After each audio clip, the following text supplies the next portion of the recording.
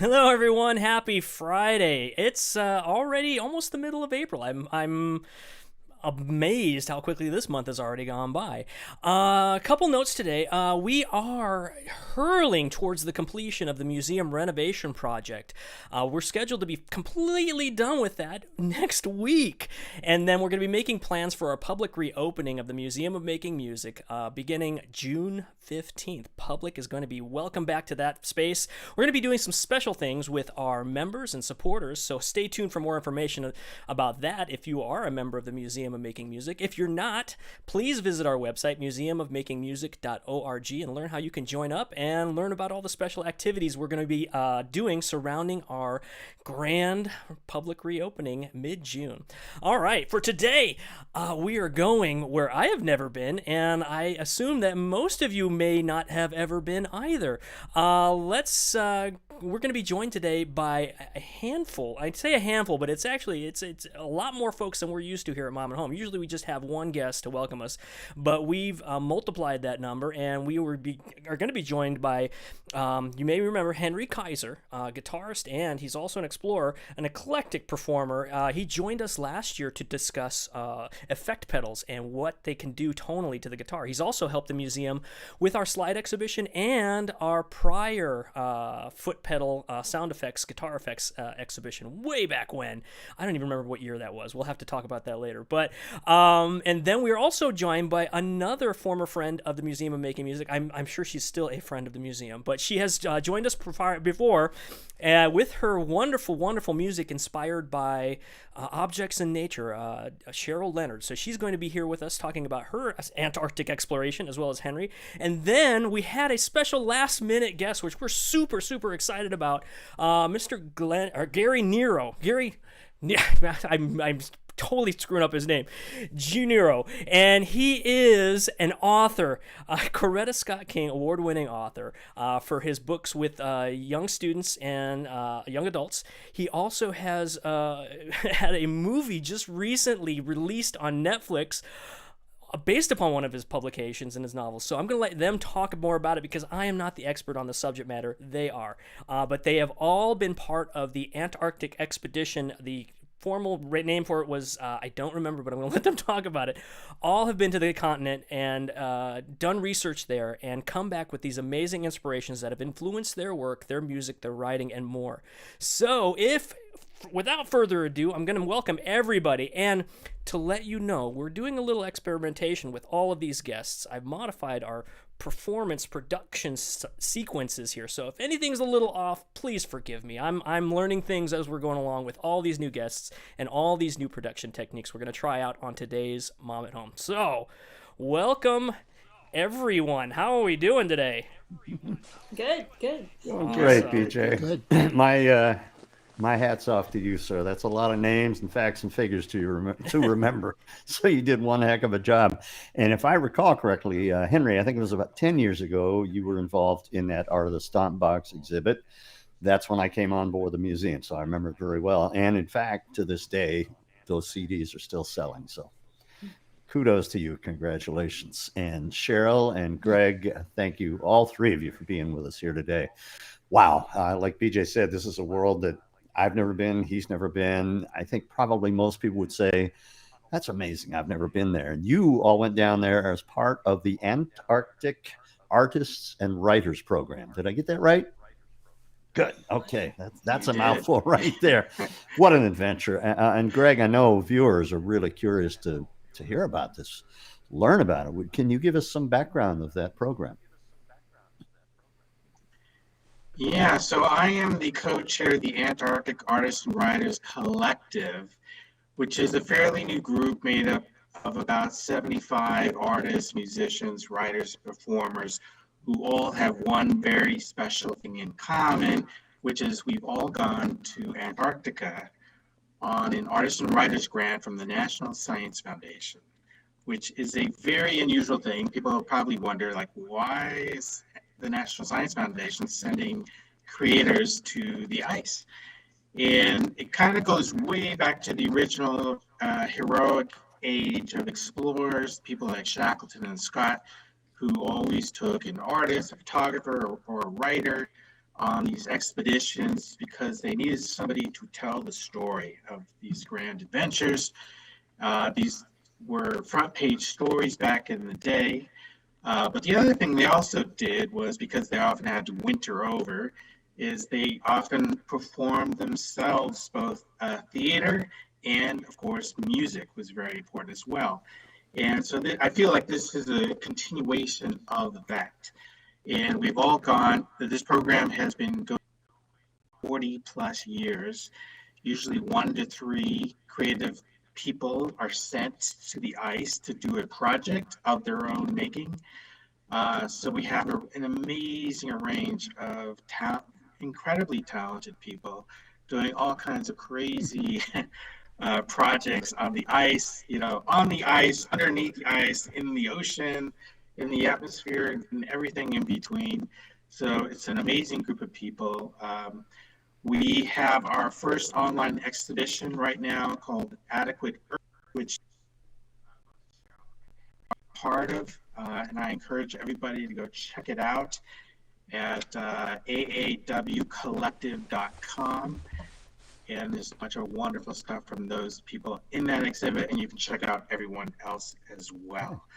So these two are, represent our finest in the audio category of artists who have gone Fantastic. to the ice. That's wonderful, Greg. And I know BJ will put that information on your Mom at Home listing too, so people can check that out.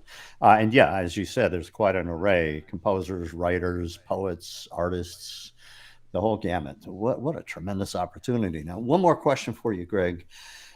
If you were talking to some young students and they have this dream, I want to explore Antarctica, I want to go to the moon, I want to go all these exotic places that most people don't go, what's your advice to them? Well, Antarctica is very interesting because it is a continent devoted entirely to science. So if you knew anything about it, you think, well, I can only go if I'm a scientist. But that is incorrect, because not only can you go as an artist or writer or performer, you could go as a mechanic, as a driver, as a cook, as a janitor, as an electrician or IT person, as a fire person, transportation. There are all kinds of ways, all kinds of jobs, normal jobs that people do, and they happen to work in Antarctica. So, and you'll find most of those people have a grand sense of adventure, and don't mind washing dishes if they can wash dishes in Antarctica. That's fabulous, and that we speak to that too at the museum. Being a musician is not always about being a rock star on stage. There are sound engineers, lighting engineers, drivers, cooks, all those above that you mentioned. Although I have to say there is a tremendous music scene in Antarctica, including, Henry could speak more to this, but including weekly jam sessions and on stage performances, and ice stock, which is the Woodstock of the ice. That's awesome. I love it. Fantastic, Greg. Thank you for that.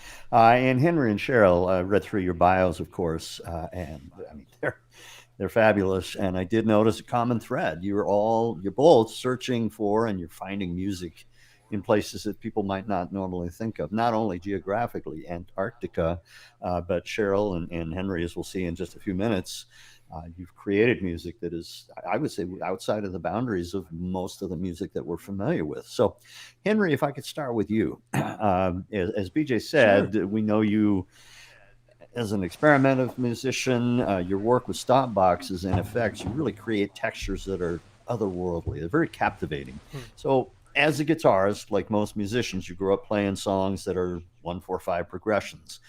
When did you? You never did that? Not me. Not much. Well, that's later. Okay, well, I can teach you all about those. Trust me. There goes that question. I was going to ask when you realized that there was more to it than that, but you haven't gotten there yet. But no, the first day I got a guitar, it was to be experimental. It's like guitar's a science fair project for me. It's always an experiment to try new things. And so it was try lots of crazy things at first, inspired by other people who'd done crazy things, who attracted me. And then oh, maybe it'd be crazy to do something normal. So that happened later. Okay, so there was that point there. Okay, I take back my offer to teach you those parts. But again, what you do, and we'll see in your video coming up here very shortly, is tremendous.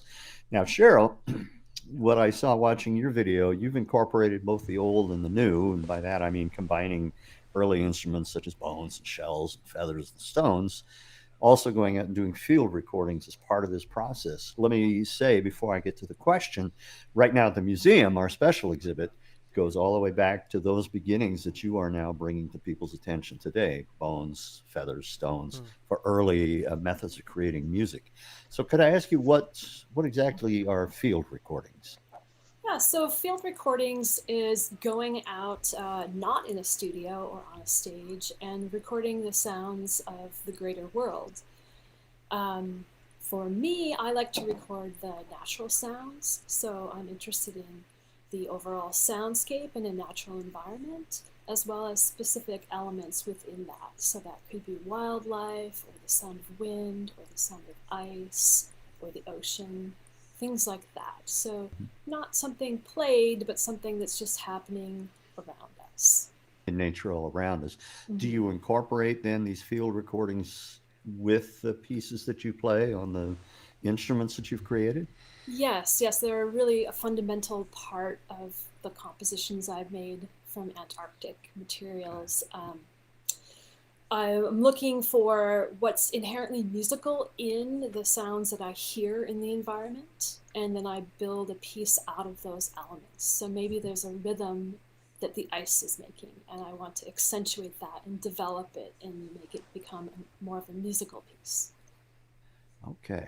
Wow, that's fascinating. Now, one of the things I read when I was reading about the AAWC website, it was talking about, and this is for everybody in the group, whatever your feelings on this are, the silence that you experience in Antarctica is almost not off-putting, but so different than what we're used to in our worlds here.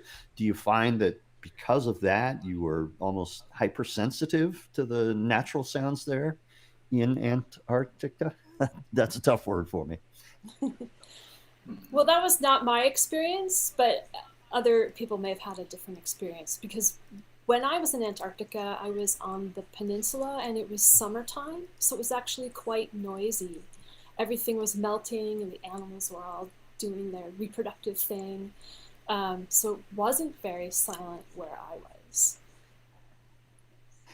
Henry, how about? I went to the dry valleys, which is a desert region, and I remember one point up in the mountains, it was so quiet, like it was true silence. You could hear the blood rushing in your ear, and it almost had like this presence, like the ground just had swallowed up all sound, and it was the quietest I've by far ever heard. Now, you said you were in the desert region in Antarctica? Yes. Antarctica is actually the world's largest desert. It's a polar desert, but there is a place called the Dry Valleys, which actually is, sand and dirt and rocks, and no, usually not snow. Something I didn't know. Do you mind if I step in for a second? Because I noticed we just welcomed one more guest. Yes. So let's welcome Mr. Glenn McClure. There he is. All right, yay! It's so good to see you, Glenn. I was hoping you'd join us. We didn't know if there was anything going on, but we're glad to see you here. Glenn is another Antarctic explorer, musician who's been inspired to this. So we're going to add him to the conversation now too, and continue our exploration of your explorations. Great, BJ. Thanks, Glenn. You couldn't have timed that any better. I was just coming up to the questions for you. So one of the things I was reading in your bio, you talked about seismic sensors on the Ross ice shelf. Can you tell us a bit about that? Yes, I was working with a team of researchers from UC San Diego, and they had about, I think it was upward of 25 or 30 seismic sensors at the Ross ice shelf for about 2 years. They were gathering data with those of the movement of the shelf up and down. The shelf, of course, moves because there's water underneath it, and when there is a big storm somewhere else on the planet, that comes in and it'll either put water pressure underneath it that'll heave it upwards, okay, or else it'll be that negative pressure as it's going out, and it'll suck it down. And so the Ross ice shelf ends up being this kind of barometer for global weather. And so with these sensors you've got in the shelf itself, then you're able to get sort of a bead on the global weather down there, weather changes, global warming, things of that nature then? Yeah, I mean, we could actually track weather events that are happening all around the world. If there was a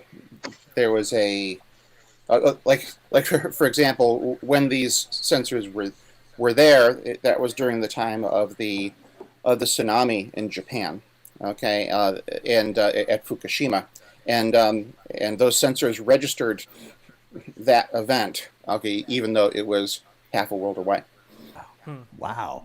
I mean, if that doesn't underscore the importance of the ice shelves, I don't know anything that would. Now, another word I came across, actually, it's a trio of words. You guys are really putting it to me today because these are words I've never said before. You described something you called the infragravity sound wave. And I'm wondering if you could just give us a layman's description of exactly what that is, Glenn. Yeah, the infragravity waves. Okay.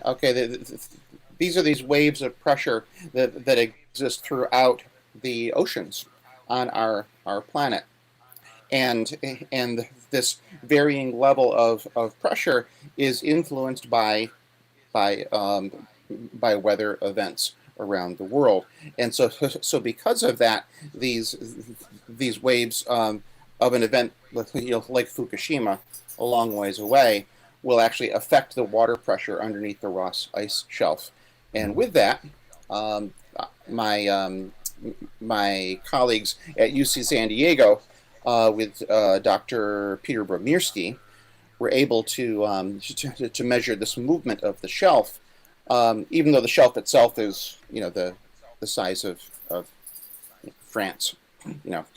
Basically, it's a huge shelf, but it does respond to these weather events. Wow. So this interconnectivity really is global. No question about it. I'm going to have BJ put up a photo here of the group of you, and we'll go from left to right. Bill, I have to apologize. All I have today is the videos available to me. So okay. I must have missed those photos somewhere, and they didn't turn up in my library. So I apologize, but we do have a slew of videos to check out today. Not a problem. Yeah, we got lots of videos as well. So let me go sort of.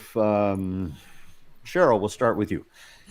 And then I'll let you pass it on to the next. How did your association with this project come about? With my Antarctic project or the AAWC? Yes, AWC is what I'm thinking about. Yeah, so a group of us were invited to a reunion of Antarctic artists and writers a little less than 2 years ago, and I was invited to attend. And out of that meeting, we decided to form this organization and try to work together to get our Antarctic art out into a larger audience, and just to help share the science that's happening in Antarctica.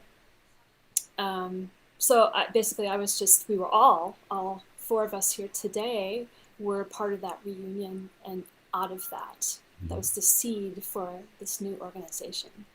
Okay. All right, Cheryl, how about if you pass the baton on to one of our other guests here?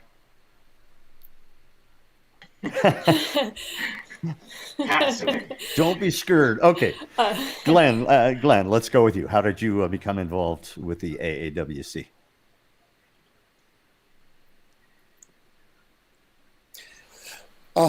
Well, when I was on the ice in November 2016, It was such a profound experience for me. I simply had to assume that it was for other artists as well, and so I asked our logistics guru, Elaine Hood, okay, if there had ever been some attempts at people who'd received this fellowship to get together, and she wasn't aware of any at that time. And so we came back and started asking around, and in a short amount of time, we were able to gather together for that first purpose of saying, "Gee, we all had this profound experience. What can we do together that we can't do by ourselves?" And that has been such a rich conversation with all the membership of AAWC since. And I think we're only beginning to scratch the surface of what it is we can do together. Fantastic. Henry, how about you? Well, same path as the two of them. The thing that's weird about me is I first went down to the Antarctic on an artist and writers grant in 2001, that one year. And then after that, I've had 12 more deployments working as a scientific diver in Antarctica. It sort of got my foot in the door. So I'm probably the AAWC person who has the most ice time, certainly. I mean, I've spent 2.5 years of my life sleeping in a tent on the frozen ocean. So, it's weird. I love it. I'm sad now that the pandemic has kind of stopped scientific research for a few years in Antarctica because there's no way to safely operate the program. But I miss it. Sure, I miss something it to look day. forward to when it does come back. But it's great. It's great to have all these other people who've been there, and especially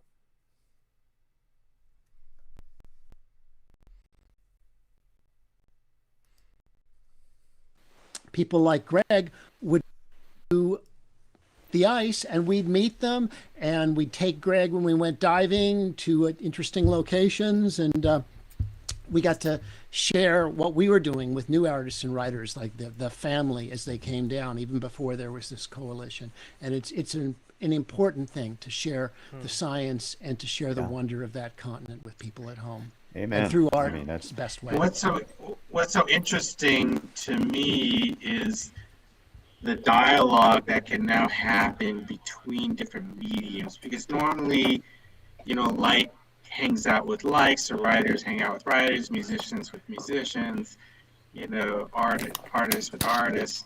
But now we have this conversation where we can do a show, a single exhibit, and you can,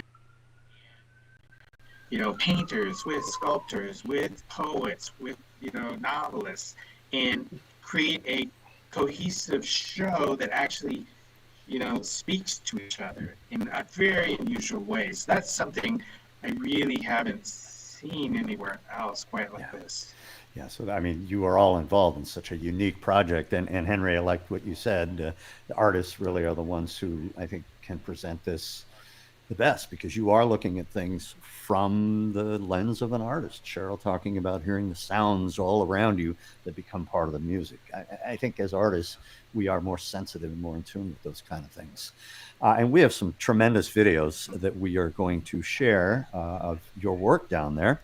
And I would like to start with Cheryl. You have a video called 0.8 Ice. If you could maybe give us a little bit of information on what this video is and what we'll see and what we'll hear. Yes, so this is a piece about the melting ice on the Antarctic Peninsula. 0.8 is a location that's near Palmer Research Station, which again is on the peninsula, the warmest part of Antarctica.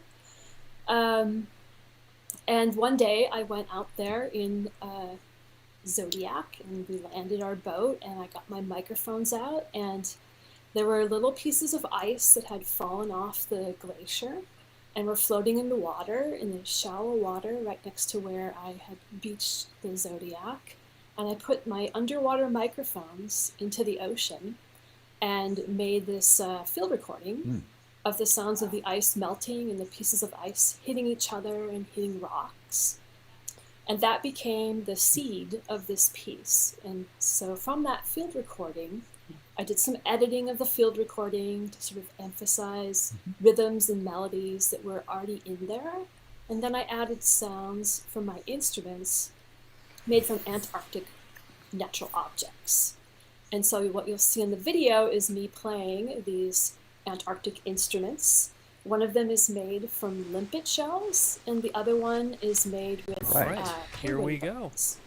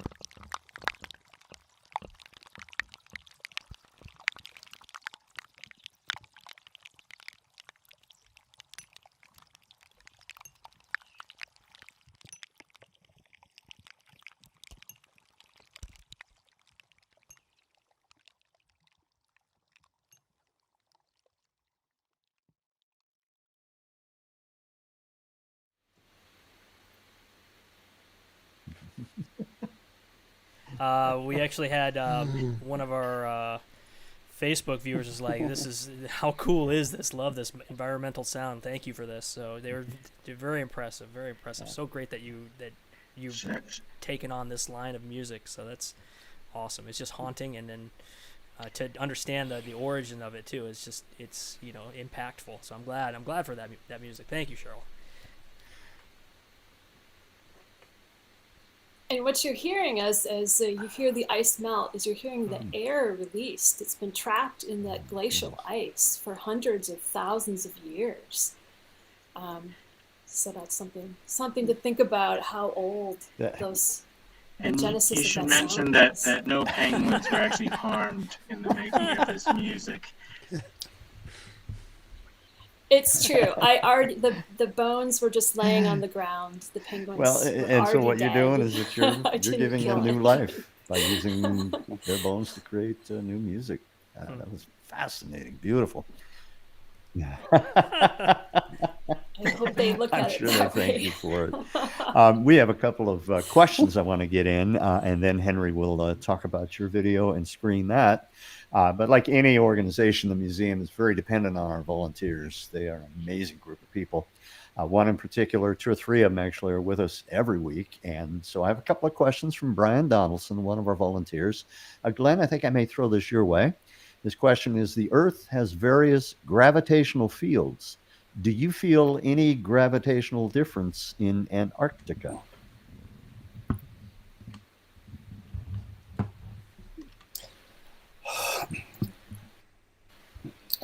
I certainly never felt that. I don't think my perceptual capabilities could feel that. But one of the things that all these scientific instruments do is that it extends the ability of our senses to listen to things in deeper and more profound kinds of ways. And so I think that there would be a wonderful topic to check to see if any Antarctic scientists have actually asked gravitational questions, and I'm guessing they probably have. Okay, great answer, Glenn, and certainly feel free to put that question out to your co-Antarctic explorers there. That was a great question. One more from Brian, and a great answer, by the way. Another question from Brian. Henry, I want to send this one your way. Brian asks, did you ever run into issues with temperature and humidity affecting your instruments or sound equipment? You have to be careful what microphone you use outside. When I was at South Pole in 2001 and it's below 40 below outside, when it's 48 below or 50 below, most microphones don't work. And what's called a type of microphone called a ribbon microphone is what works, but everything shuts down. Cameras shut, when you get that cold, cameras shut down outside. You run into problems. That doesn't happen, of course, on the peninsula, and it doesn't happen in the summer at McMurdo, but in the winter or at Pole, those things are problems. Also, when you bring your camera up after a dive and you open the housing, because the housing is so cold and there's moist air around the dive hole, it'll condense water inside and mess everything up and fog up the ports. So it's things you have to learn you've got to make to deal in with. this environment. Yeah. Okay. Well, I think that's a perfect segue into your video. As you had said earlier, you've spent probably the most time not only on the ice, but I'm going to say under the ice as well. And you shared with us a beautiful video called Fishing for Science, which BJ will screen here in just a minute. But could you give us a little background on that, Henry? Let me give you a little background. I've had 3 main jobs in my life. First, I was a filmmaker, and I directed TV shows. And then I was involved in scientific diving at the University of California, Berkeley, where I taught for 17 years. I lied about my age when I was 11, said I was 12, became a diver. And I've been a diver ever since. And after college, I stumbled into scientific diving, and I did that for many years. And then that was the central reason I wanted to go to Antarctica, was to get under the ice diving. So I've got about 460, 480 dives under the ice. That's several. That's more than several. And there's very special sounds under the ice, too. The sounds of the ice cracking, the vocalizations of the seals, all kinds of sounds going on. And there's different rhythms of light and water movement. It's a rich sensory environment for me as a diver. And because I'm a musician, being in that kind of psychedelic dream space of what it's like under the ice, where there's lots of color and organisms and light. There's as much life as there is in a reef in Hawaii, down below in the Ross Sea. That translates to music for me. I just translate it directly into music. So here we're going to see a little outreach video made for a science project I worked on called Fishing for Science, showing us how we catch fish underwater. But then for this show, I got in front of the camera and put a new little soundtrack on it of playing my typical underwater, under the ice music with this little short 5-minute piece. And you'll see us using nets to catch the fish. The fish don't swim around a lot. They don't swim in the water column. They sit and wait on a rock, and that fish might wait months for something to come by that it can grab and eat. So they're on a very low energy budget of what they can, so it's easy to catch these guys, you'll see.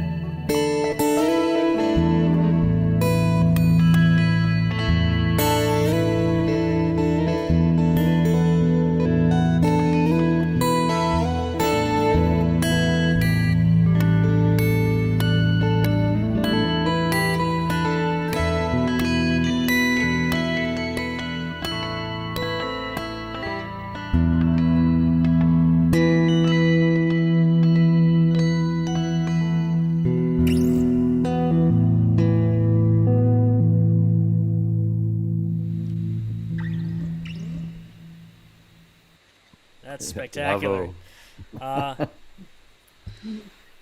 So you'll notice there we're the only ice divers in the world who dive off tether.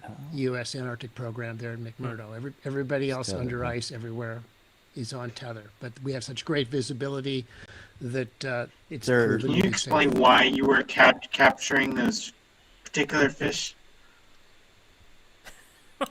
They're going to die for science. The person who's catching them is going to dissect them and count the ice crystals in certain internal organs. That's what's going to happen. And it's useful stuff, but they're going to die for science. Is there an average time that you're down under the water there? I mean, it's got to be so much colder than a dive here, say, off the coast of California. Yeah, the water's 28 degrees Fahrenheit. I'll stay for as long as I possibly can. Any excuse to get every second of my life under there that I can. But typically a dive is 45 minutes to an hour with us. And I do. And you go into hypothermia after an hour, let's say. It's just a fascinating world. Again, as we've said before, so many of us will never really see firsthand. So thank you for having that video to share that with us. And one of our another one of our wonderful volunteers, Catherine Smart, asks a question for you, Henry. Did you get the idea to pedal that bass note or pluck the higher notes based on environmental sounds you experienced underwater, or was it just inspired based on how you felt? I think that the rhythms come from underwater, and I think rather than thinking about melody or pitches or harmony, I am thinking about narrative and storytelling and kind of mental space. So I'm trying to share what it feels like for me to be there with all that. And there's all kinds of music that influenced it, like Hindustani classical music, Chinese Guqin music. But for me, it's about narrative and timing and pacing and storytelling. I mean, it really set the mood. The music complements the video so well, and vice versa. The video complements the music. Glenn, I was watching you. You had a big smile on your face pretty much the whole time that video was playing. I think the music and the scapes that you were seeing really resonated with you there. And that brings us to you. You are our third video for this afternoon's presentation, Glenn. And I'd like you to tell us a bit about what we're going to see in your video. Yeah, with the three of us as representing Antarctic musicians, it's such a rich and wide palette of how all of us come at connecting our music to this beautiful place. I primarily write concert music. Okay, so for groups like choirs or orchestras or opera singers, that sort of thing. And so the sound we're hearing right now is not me performing; it's just me as a composer.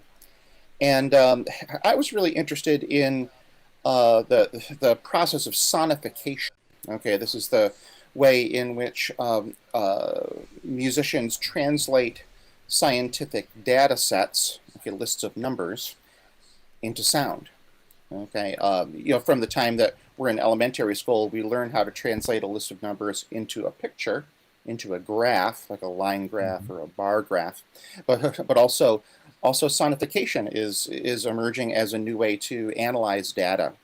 And so what we're hearing here in this piece called Tremble includes some sonified data from those seismometers that we were talking about in the Ross Ice Shelf. Using a bit of modular mathematics to take some data sets that then turn those numbers into musical pitches. And then that's like the raw material for the sound. Then after that, I do the work of a composer of arranging that raw material into, in this case, a work for a choir and piano. This piece does include these sonified pieces of seismic data, but also include lots of sound effects by the singers.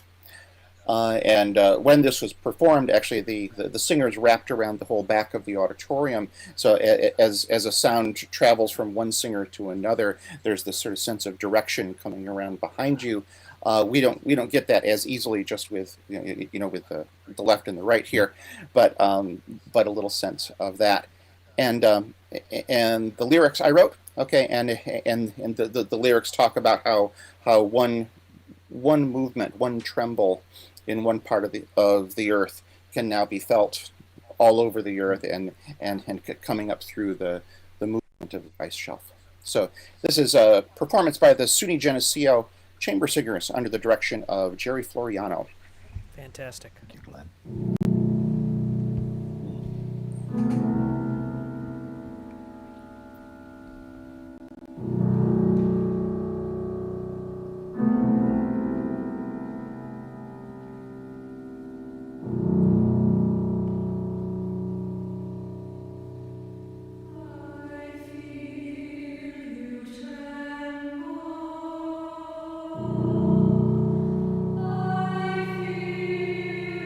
feel you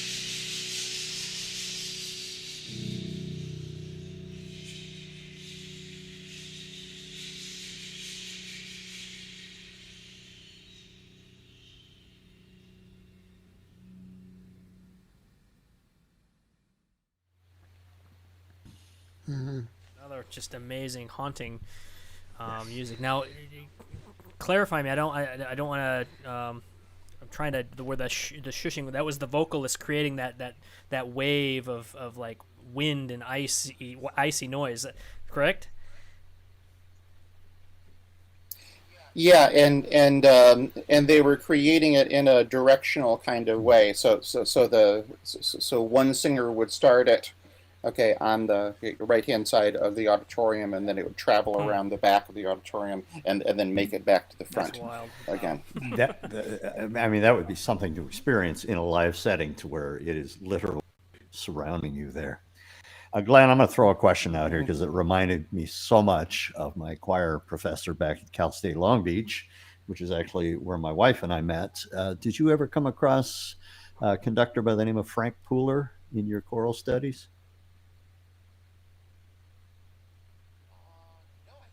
Okay. No, I don't know Frank. You should. But it sounds like I should. Frank has gone onward, but his ideas and music live on forever. He did a Bach where he would have each member of the choir just sing a note for as long as they could hold it out. And it was that type of effect. We'd go around it once and then sing it in the traditional way. So I think you should look him up. Greg, you do a lot of outreach for this project, and I know you talk to students. What kind of reactions do you see in the faces of these young people, and what kind of questions do they ask you? Yeah. Well, you literally see this reaction, which is like kind of awe and wonder, which is like jaw literally dropping. Because I show images and I tell stories.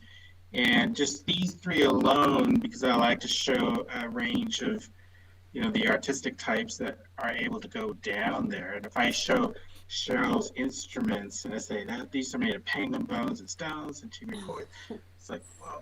Or if I show Henry underwater, either playing the guitar underwater or just filming, it's like the same reaction. And just telling the story of like Glenn taking this raw data and turning it into this amazing, audio experience. That's really kind of typifies the extraordinary range and varying approach that all these artists bring to one place, produce vastly different output. And I feel like the whole combined output is really a great way to understand this continent. Like, it's not one thing. I mean, it's easy to think, oh, it's just this cold, barren wasteland of ice and snow.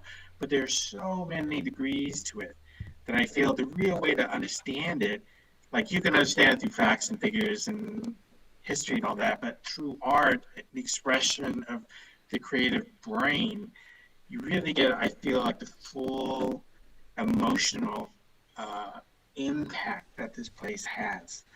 And so when I show that to kids, like, you can literally see it on their face. It's not hard to get them to have that expression. And, they ask all kinds of amazing questions, just the physical act of being there, like what it's like being at the bottom of the world, like upside down in their view, at the most extreme continent in the world, and just like there's no other place like it. Just like daily life down there, and how do you turn this stuff, this experience, into something creative, a form of creative expression. So just walking through the process for myself personally, but also like what I know of other people, like you see the light bulbs going off on their head, and they get all kinds of new ideas of possibility, I think. That's what education is for, is to open new ideas to students. And I commend all of you and all of your compadres there in Antarctica for really opening the eyes of the children up to the fact that this globe really is all interconnected, and how important it is to protect it and make sure it's here for infinity. And congrats to all of you for that. As always, our hour has just gone by like minutes, 60 to be exact, and we are at the 3 o'clock hour. But I want to thank you, Henry. You reached out to Carolyn Grant with the museum back, I believe, in November or December, proposing this idea, and then Carolyn put it to BJ and myself, and so we coordinated with you, and you brought this amazing panel with us. So thank you for that. BJ will be putting information on your listing on our website, as I say. But before we go, just let me toss this out to everyone. Some parting thoughts, some final thoughts you'd like to share with everybody. Cheryl, can I start with you? Go outside and listen. Yeah. Yeah, there you go. All right. Glenn, how about you next?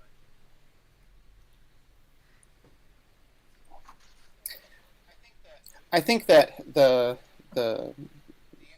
Antarctic continent has so much to say to us, even though it's so far away from us and so much like another planet when we're there. I think it is the place where our world all converges, and so I think that we're going to be hearing a lot more from the voices of Antarctica, from musicians and scientists and so many more in the coming years as we all wrestle with our shared space here on the planet. I like that. Very well put. Henry, how about you? Well, if this intrigues viewers out there, there is so much wonderful stuff on YouTube about Antarctica and about art in Antarctica. You could search for our names. You can search art, music, Antarctica, and see what you find. And there's many scientists have outreach sites with scientific videos. There's sometimes which are very artistic. There's just tons of stuff. I recommend it all. Go exploring. Explore the internet to find out more about this. Fantastic. It's all there for the finding. And Greg, I'd like to sort of bookend this. We started with you today. How about if we finish with you? Yeah. So I have to say, we're doing like 8 of these kinds of events for this exhibition. This is the 6th of those. And even though I've been to the ice and I know all these people, I always learn something amazing each time. And so just for me personally to sit in on these sessions is pretty amazing. But I just want to say we have 2 more events coming up on April 29th. We have one called Writing Antarctica, which is about the writers who go down there, including myself. And on May 22nd, we have our closing event for the exhibition, which is kind of a mini symposium featuring a wide range of creative people involved with this project. So I invite you to go to the website. You can find all the information about these events and check out the exhibition itself. Wonderful. Again, thanks to all of you. I'm going to let BJ take us out, but continued success. Keep up the amazing work. Thank you. Yes, thanks everyone. Thank Man, Henry, Cheryl, Greg, Glenn, you guys are fantastic. You've gone where very few people have ever explored. I want to go there now, but I don't think I will be allowed. But I'm glad that there are folks like you spreading the benefits of the arts, taking it to the extreme places and taking those extreme places and sharing them with the rest of us so we can enjoy and be inspired and hopefully work towards making sure these extreme places stay extreme. Thank you so much again. Let's take us into what's coming up at Mom at Home. All right, everyone. So next week, April 16th on Mom at Home, we have Tiffany Christopher, wonderful, wonderful singer-songwriter and performer and artist. She has a knack for being a one-person band, and she'll be exploring and sharing with us how she uses looping and all of the technology available at hand to create her music, to create her sonic identity. And then following that, on April 23rd, we have composer Eric Whitaker joining us. Grammy-winning, award-winning composer. He is actually, his most recent work with the virtual choir has been, I don't know if the word serendipitous is the right word, for the global pandemic and bringing all musicians together, all vocalists together, regardless of skill, regardless of experience. This virtual choir has united people from worldwide, from hundreds of countries that he's helped create. So we're going to be talking with him on April 23rd at 2 p.m. to see what that experience was like and to learn more about that. Other than that, there's a lot more on the horizon. I would recommend checking out our website, museumofmakingmusic.org, to see what we're up to in future episodes of Mom at Home, as well as find out more information about our public reopening occurring on June 15th. We're wrapping up the final stages, like one more week left before we're going to tie a bow on our renovation, and then we're going to make preparations to welcome the public back, welcome our members back, and some special events. So stay tuned on our website for that. Other than that, you can learn more at museumofmakingmusic.org. We hope you'll join us in future episodes of Mom at Home, and as well, hopefully in person real soon. All right, everyone, thank you so much for joining us. Take care and have a wonderful weekend.